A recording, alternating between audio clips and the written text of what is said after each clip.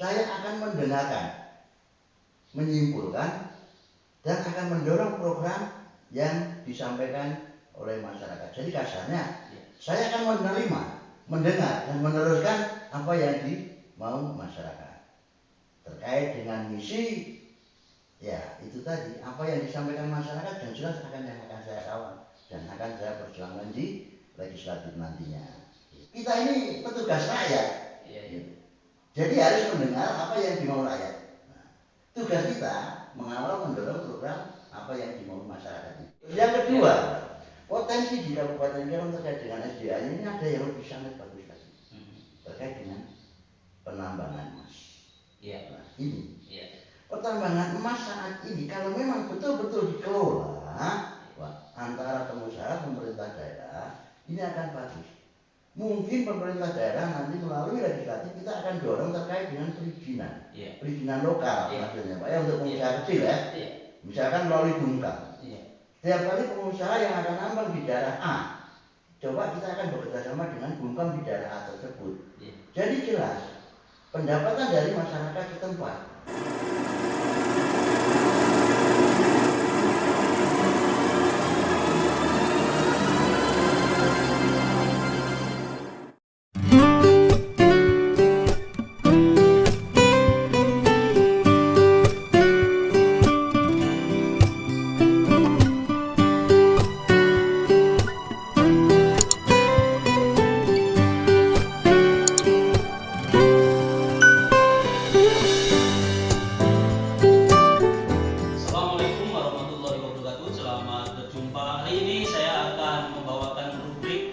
Gaspol Kopis. Di hadapan saya seorang bintang tamu yang telah hadir di The Kopis kali ini adalah Bapak Joko Susanto. Beliau adalah salah seorang calon anggota legislatif Kabupaten Kerom untuk akan posisi di legislatif tahun 2024. Baik teman-teman, sebelum kita lanjutkan acara ini, Gaspol Kopis ini adalah program ngobrol politik di kopi jalanan. Saat ini saya berada di kafe atau rumah makan pelipur lapar ya, yang beralamat di Arso 7 Mata Jalan di Trans Papua. Jadi teman-teman yang mau duduk-duduk santai, kongko-kongko dan lain-lain atau singgah untuk mengisi perut ya, ini silakan. Jadi Gaspol Kopis ini kita akan lakukan atau laksanakan di warung-warung kopi.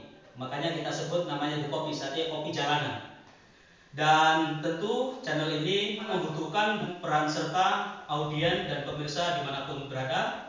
Kami harapkan sudi kiranya untuk subscribe, like, dan komen. Oke teman-teman, The Kopis kali ini menampilkan seorang bintang tamu yang sudah ada di hadapan saya, yaitu Bapak Joko Susanto. Assalamualaikum Pak. Ya, waalaikumsalam warahmatullahi wabarakatuh. Apa kabarnya? Alhamdulillah, sehat. Alhamdulillah. Beliau siap tempur di legislatif Pak ya? Siap, sangat siap. Oke.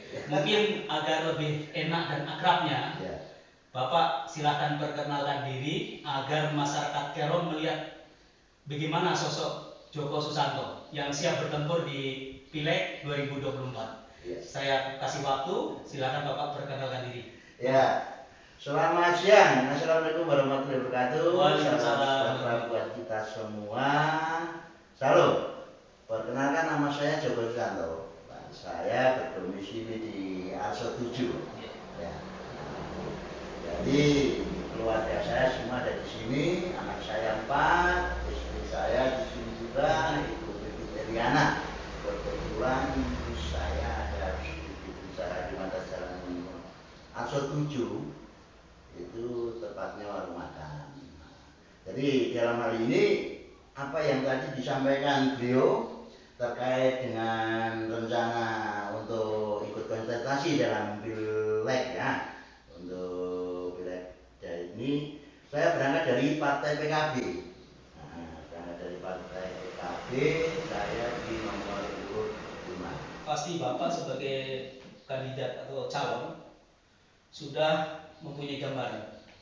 Dan di sini agar masyarakat Kerom mengetahui apa rencana yang akan Bapak kerjakan kalau berhasil? Jadi terkait dengan visi dan misi saya selaku calon legislatif dari Partai Kebangkitan Bangsa, kalau bicara soal visi kayaknya saya tidak perlu dan tidak mempunyai visi tersendiri. Artinya visi ini saya tinggal menentukan dan membawa apa yang menjadi kemauan masyarakat. Jadi artinya saya akan mendengarkan, menyimpulkan, dan akan mendorong program yang disampaikan oleh masyarakat. Jadi kasarnya saya akan menerima, mendengar, dan meneruskan apa yang dimau masyarakat.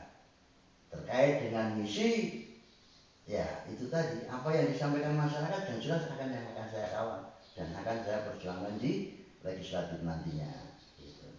Jadi kalau secara pribadi saya mempunyai visi misi, kalau jadi saya harus begini, nanti saya malah justru tidak bisa mewakili daripada masyarakat sendiri, begitu Pak.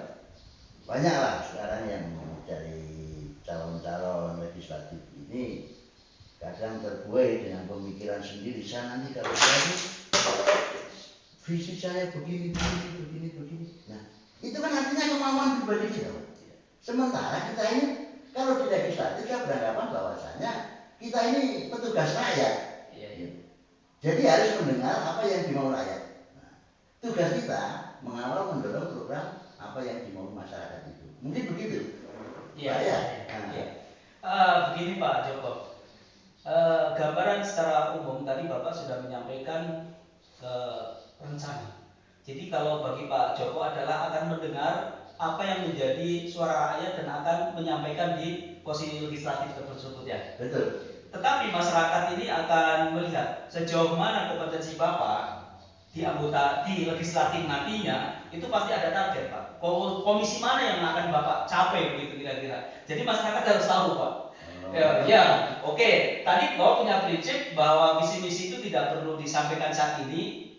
Itu hak Bapak. Tetapi masyarakat berhak mengetahui yang menjadi target oleh Bapak itu komisi mana gitu. Apa bidang hukum atau bidang ekonomi atau bla bla bla bla.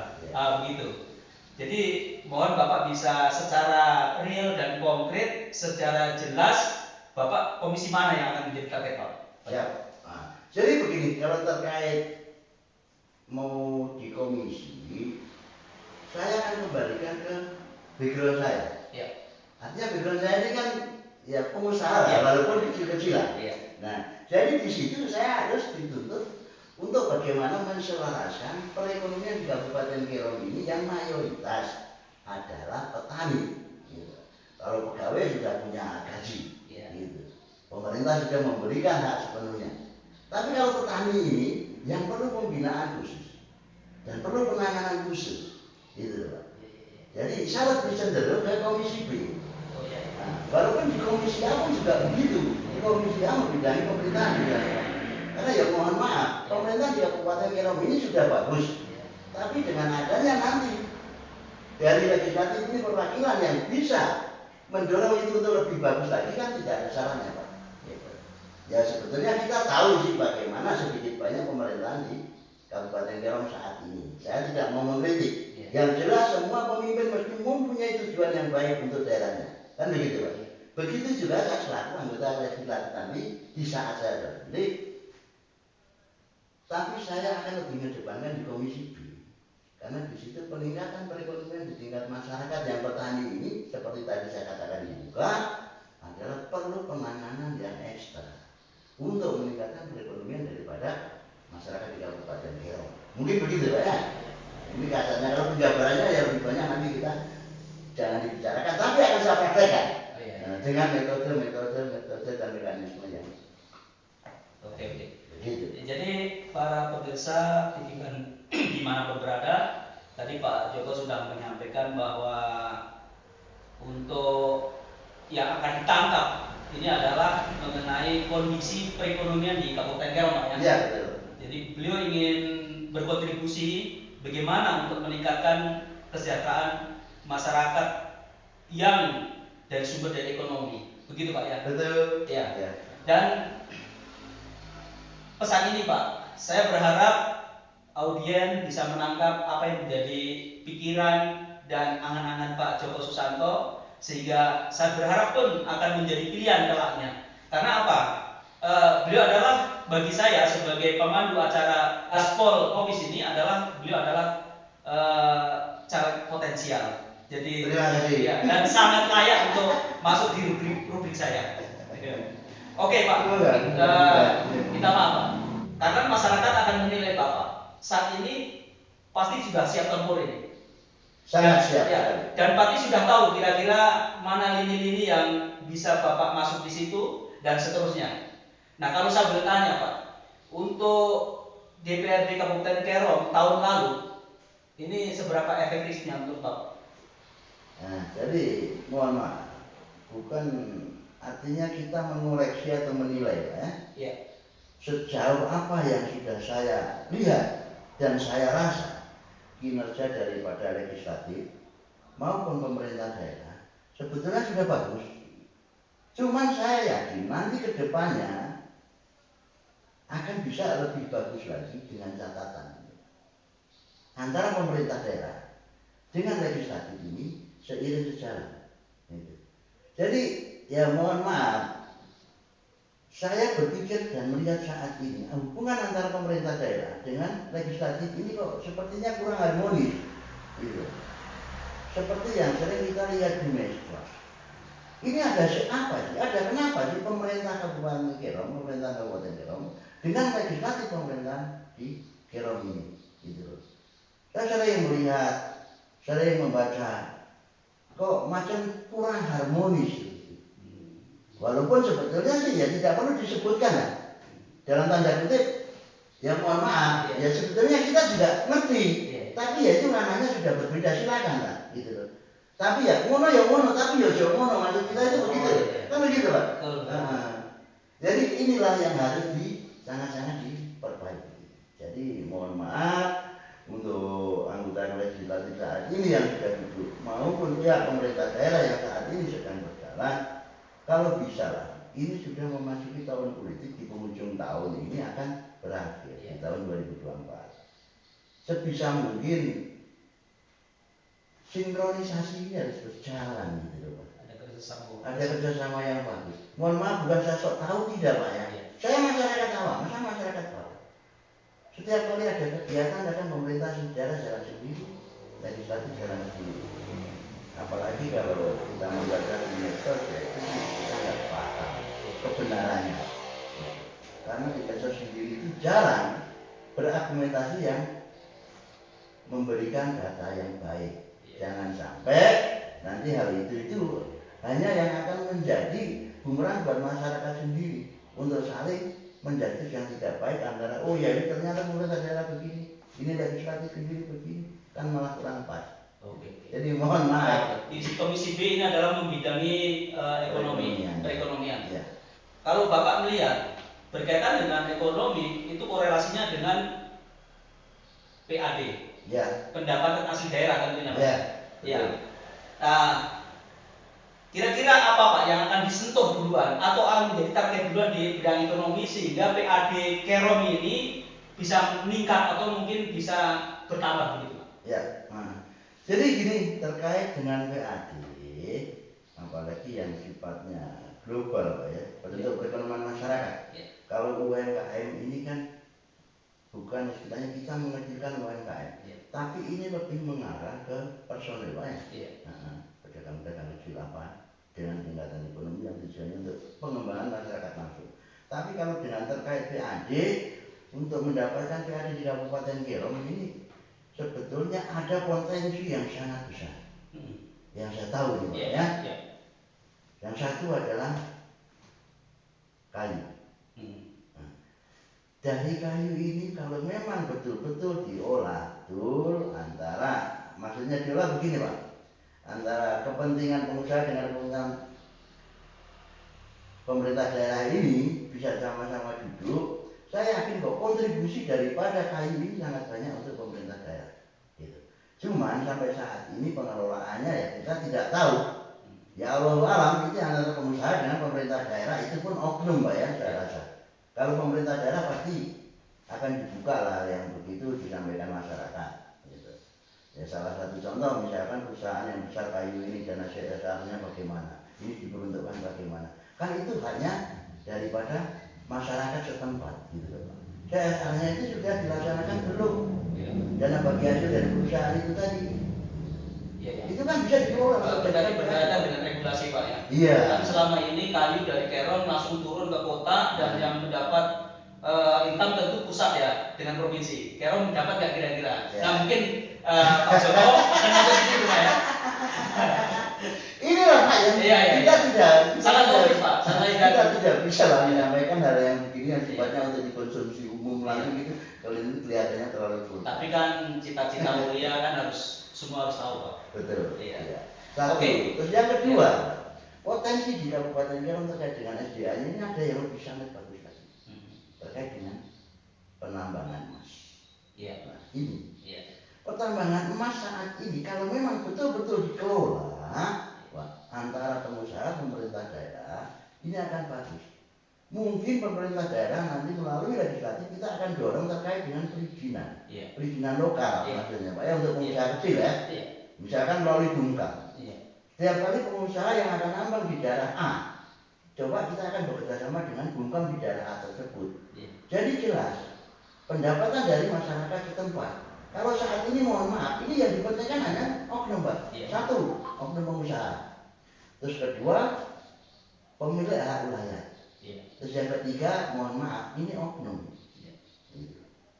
Oknum ini banyak Pak. Dari ya mungkin dari aparat Pak. Bukan instansi Pak ya, oknum. Nanti mohon maaf, kalau instansi Pak saya bisa dilanggar.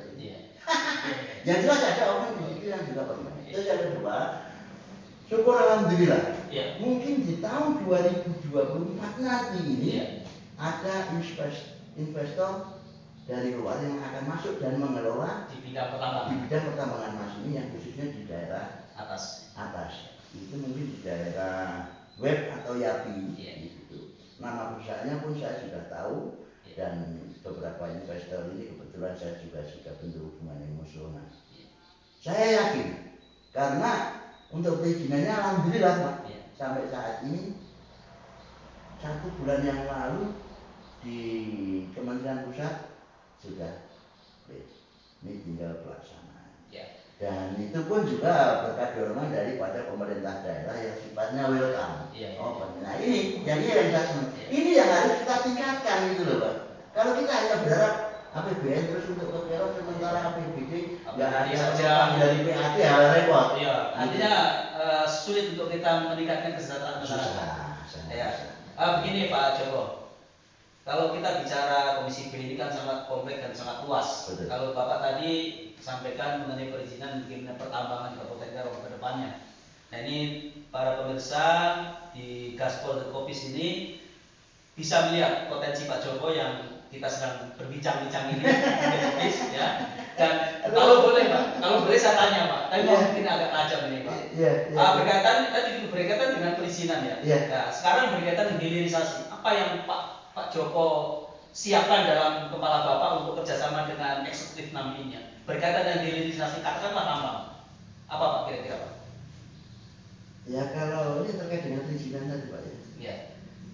Sebenarnya pemerintah daerah ini cukup mudah. Harapan kami Pak ya nanti dipermudah terkait dengan pengurusannya. Gitu saja.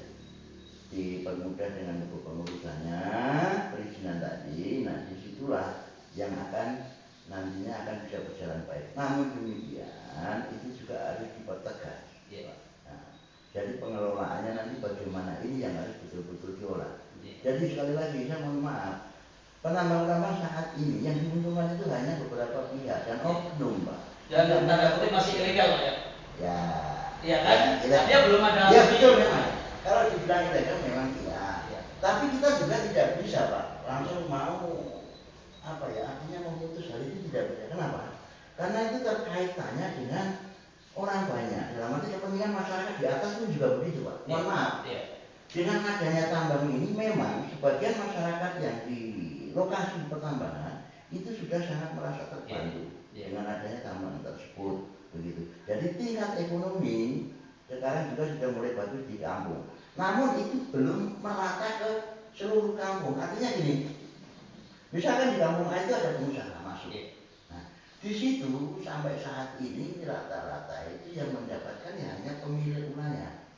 Nah, sementara tetangga sebelahnya itu kadang hanya bisa menonton. Inilah yang akan terjadi ketimpangan. Iya, terjadi konflik ya, sosial ya. Ya. Karena ada kecemburuan dan lain-lain. Maksud kita, nanti kita akan upayakan, kita akan dorong, khususnya di kampung-kampung itu, kita akan mendorong untuk mendirikan bungkam di masing-masing kampung, dan itu nanti bisa digabungkan menjadi bungkamnya distrik. Distrik sendiri mungkin nanti akan bisa menghidup ke dinas di pemerintah daerah. Namun harus dibenahi dari yang paling bawah dulu. Cara membenahi bagaimana? Ya tadi Pak, harus diperjelas. Sharing profit antara pengusaha dengan pemilik wilayah dengan pemerintah kampung ini harus duduk dulu, kan begitu? Betul. Nah, nanti dari sendiri memang secara payung hukum legalitasnya kan memang tidak ada, tapi dengan kesepakatan bersama antara pengusaha, pemilik wilayah dan masyarakat luas ini tadi duduk, saya rasa dan saya yakin aparat sendiri pun juga akan mendorong hal itu. Jadi yang artinya tadi hanya oknum yang masuk, sekarang institusinya. Sehingga artinya di situ nanti pun masyarakat yang kerja dan masyarakat di situ juga merasa tenang karena sudah, walaupun kita bicara legalitasnya tadi belum betul-betul legal, tapi kalau aparat sendiri sudah duduk bareng di situ, kenyamanan, keamanan mereka juga sosial merasa merasa nyaman. Oke, terima kasih Pak Joko. Lebih luas lagi mungkin pasti audien akan ingin tahu. Berkaitan dengan ekonomi sekarang kalau saya sampaikan berkaitan dengan sektor pertanian ya, seperti peternakan Pak. Apa yang Bapak angan-angankan kalau Bapak bisa tembus atau bisa memenuhi syarat sehingga terpilih gitu ya di komisi B tersebut. Berkaitan dengan peternakan. Ini saat ini kan di Kabupaten Kerom ini sifatnya peternakan yang betul-betul modernisasi itu kan memang belum ada. Jadi mayoritas sekarang itu masih dipegang oleh pribadi. Yang dipegang kelompok pun misalkan kayak kelompok peternak itu juga jarang. Ini mohon maaf karena bagaimana ya terkait dengan peternakan sudah berjalan bagus, dari pemerintah sudah ngasih bibit, ngasih ke peternak berupa bibit sapi, tapi ya mohon maaf dalam hari ini saya perlu garis bawahi lagi, ini itu sifatnya masih belum merata. Ya kalau dibilang merata keseluruhan itu masih tidak mungkin. Maksud kita karena di situ itu kadang masih ada ditimpangi politik lagi, ini yang begini kurang pas. Jadi begini.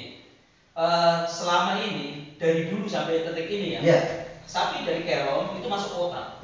Di kota lah mereka dipotong semuanya Pak. Ada nggak income untuk Kabupaten Kerom? Jelas tidak ada. Nah itu yang saya tanya. Sangat tidak ada Pak. Karena ya itu tadi, karena terlalu banyak kepentingan di situ yang pada akhirnya yang mendapatkan itu ya hanya oknum dan pribadi masing-masing. Kalau kita bicara hasil daripada bantuan peternak untuk dikelola baik, yang input masuk ke PAD Kabupaten Kerom tidak. Salah satu contoh ini Pak, ini harus saya ini sedikit lagi. Silakan. Yang umum Pak ya, kayak peternak ayam. Kayak ayam itu ya. Ayam ini di Kabupaten Kerom itu sangat banyak sekali. Itu. Perizinannya saya akui, dinas perizinan dengan baik mempermudah perizinan. Walaupun kadang di situ dampaknya yang kurang diperhatikan. Sehingga menjadi bahan pembicaraan bahan pembicaraan. Banyak hal yang kemudian begitu. Tapi ya karena itu kepentingan masyarakat umum, silakan bermain saja. Tapi kalau memang itu betul-betul pemerintah daerah akan turut serta dalam hal itu, Pak, ini pun juga bisa akan menjadi lahan BAD untuk Kabupaten Kerom. Walaupun nilainya nanti ya jangan sampai memberatkan di pihak pengusaha kecil yang di bawah. Tapi begini Pak Joko, ini berkaitan dengan sinergitas berkaitan dengan kemampuan produksi, produksi baik itu regulasi maupun produksi yang dihasilkan itu sendiri. Contohnya begini, ada nggak terpikir oleh Pak Joko? Mungkin di Kerom ini ada RPH, sehingga PAD-nya dari pajak pemotongan hewan itu masuk di Kabupaten Garut. Ada nggak kira-kira? Sangat ada. Saya tahun lalu sudah sempat bekerja sama dengan salah satu pengusaha juga, dan akan meminta rekomendasi dari pemerintah daerah untuk rumah potong hewan. Gitu. Tapi yang sampai saat ini belum diberikan. Gitu. Menurut teman sendiri ini, kalau memang begitu mungkin kita akan gandeng pihak ketiga. Gitu. Jadi RPH ini memang sudah sangat perlu Pak di Kabupaten Garut. Karena kebutuhan daging untuk masyarakat Garut ini sudah luar biasa. Masyarakat Jayapura Pak. Ya. Jayapura dan apalagi masyarakat Jayapura yang selama ini RPH di Kabupaten Garut kan tidak ada. Ya. Gitu. RPH baru adanya di bawah. Di bawah pun juga nggak masuk RPH. Ya. Coba kalau itu kita bikinkan RPH di sini, dagingnya baru kita suplai ke Jayapura. Ya. Nah, itu akan juga dampak bagus buat Kabupaten Garut. Ya, baik Pak. Kalau berkaitan dengan kita bicara tentang ternak ya, terutama di sini kita sedang bicarakan mengenai sapi. Kita memang masih terlalu penjabarannya belum mengerucut. Kita masih ini ya, masih sangat luas. Tapi mungkin begini Pak, sekarang ini kan belum terdeteksi secara gamblang berapa sapi produktif. Karena keberlangsungan daging itu ada di induk sapi yang produktif itu. Nah sekarang ini kan kalau menurut Pak Joko, apakah sudah bisa dibaca ini stok induk sapi produktif dengan yang harus sudah bisa diproduksi dalam daging gitu? Karena mau tidak mau Pak, kalau sampai kita tidak tahu, nah ini menjadi kacau. Kita tidak bisa mendeteksi dan kita tidak bisa menghitung berapa sih PAD dari sektor peternakan gitu Pak. Mungkin Pak ada pendapat Pak. Jadi ini kayaknya justru masukan yang sangat bagus Pak. Ini akan menjadi tugas saya, gitu. Ya. Secara jujur saya tegaskan dan saya katakan terkait hal tersebut kan saya sampai saat ini belum tahu. Itu nanti akan menjadi tugas saya bekerja sama dengan instansi terkait. Sampai saat ini sudah pernah dilakukan belum pendataan terkait dengan hal itu. Nah, Pak Joko selama ini pernah mendengar atau tidak? Tidak pernah. Nah, ini. Gitu Pak. Makanya kan tadi saya bilang ini berarti suatu tugas saya nanti. Gitu loh Pak.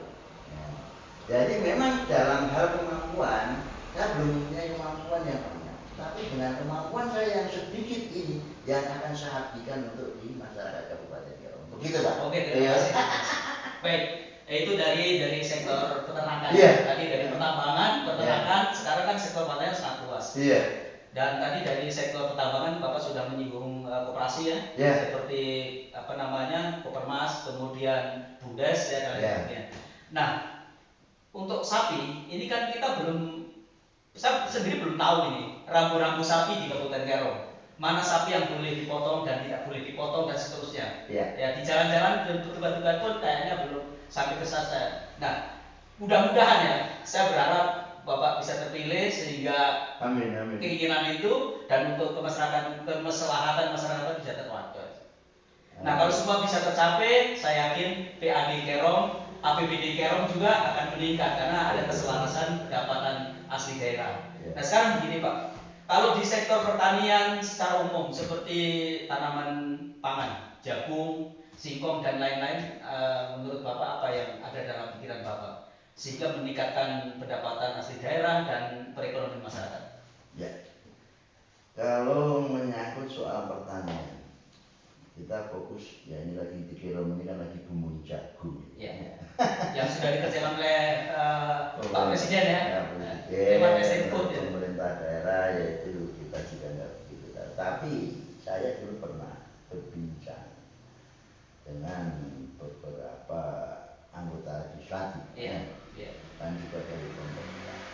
Ini mohon maaf, ini pemikiran orang kecil seperti saya ini ya jangan nanti dipelintir saya memojokkan, jangan. Kalau saya berpikir terkait jagung ini sebenarnya potensinya sangat bagus. Apalagi kalau pengelolaannya dilibatkan langsung kepada masyarakat. Ini hitung-hitungan saya sebagai masyarakat di bawah Pak ya. Kalau yang sekarang sentralisasi di Sapi-Tami. Nah, kalau misalkan kita menggunakan HPL yang terang, itu saya rasa lebih akan menghemat kos. Maksudnya begini, kalau di sana mungkin ini saya juga belum paham Pak ya. Kalau terkait dengan yang di estate itu memang dikerjakan oleh pemerintah. Sepertinya belum menyentuh masyarakat. Nah, Pak Joko berharap bahwa sektor itu dikerjakan oleh masyarakat. Ya. Artinya pemerintah pusat membiayai masyarakat yang betul. Kenapa saya katakan begitu? PR masyarakat ini kan luas sekali Pak. Iya. Mulai dari ASO 7 sampai ASO 14. Kalau hanya untuk mendapatkan lahan yang bisa dikerjakan 25 sampai 30 ribu hektar, gampang, mudah, gitu. Dan akan lebih optimal lagi kalau nantinya memang kita tujuannya untuk langsung mengangkat perekonomian masyarakat, kan begitu toh? Kita berikan anggaran kepada masyarakat pemilik tempat yang sekarang pongkol itu, artinya masih berupa lahan tidur, toh? Masyarakat saya yakin akan mau. Ini loh tak modalin bersinar lahanmu. Ini tak modalin juga untuk pembibit dan perawatannya, kan begitu Pak. Saya yakin ini akan lebih serentak dan ini akan lebih terawat.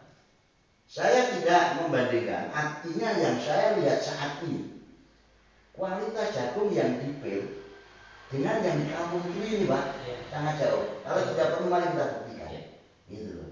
Kenapa? Di situ langsung ditangani masyarakat. Secara langsung saya harus bertanggung jawab dengan tanaman ini, karena tanaman ini yang akan menghidupi saya, kan begitu Pak? Betul. Tapi kalau yang di sana lahan pemerintah, tanami pemerintah, yang penting saya dibayar, kan begitu? Artinya gerget tanggung jawab mental terhadap jagung sendiri ini masih kurang, karena masyarakat saya kerja sudah dibayar juga tergantung jagung mau mati, mau nggak syukur, kan begitu? Tapi kalau diberikan langsung ke masyarakat, pasti Pak akan diperhatikan secara baik dan hasilnya akan lebih maksimal. Untuk biaya di sana berapa ratus M gitu. Diberikan kepada masyarakat, kamu punya lahan setengah hektar ini tak modalin 1 juta. Jadi masyarakat langsung merasakan. Dan hasilnya pun akan lebih maksimal. Saya yakin. Oke, terima kasih. Baik Pak Joko, maaf karena keterbatasan waktu ya. Jadi demikian tadi pemirsa Gaspol Kopis, kita sudah berbincang-bincang. Saya rasa sudah bisa menjadi umpan ya agar masyarakat bisa menentukan pilihan.